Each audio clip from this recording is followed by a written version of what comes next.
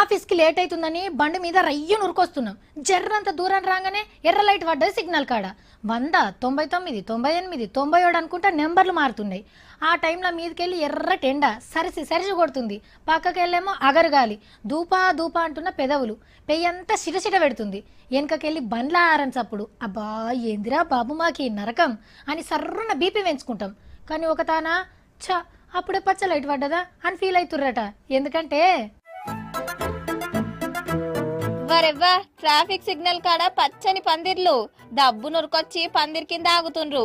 Red light ఎంత shape పడ్డా ఏం కాదిగా, ఎందుకంటే పందిర్ కింద చల్లగా ఉంటది కాబట్టి. గీ భాగ్యం సిద్దిపేట పబ్లిక్ వచ్చిందుల్లా.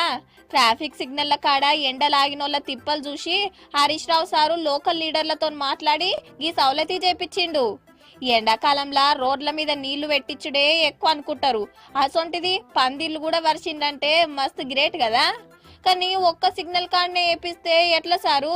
సిద్దిపేటలో అన్ని సిగ్నల్ కాడ వరిస్తే బాగుంటది అని అనుకుంటున్నారు పబ్లిక్. అబ్బా మా లీడర్ సుతార్ సేమ్ ఇట్లనే చల్లటి పందిర్ల సౌలతి చేస్తే ఎంత బాగుండు అని అనిపిస్తున్నదిలే.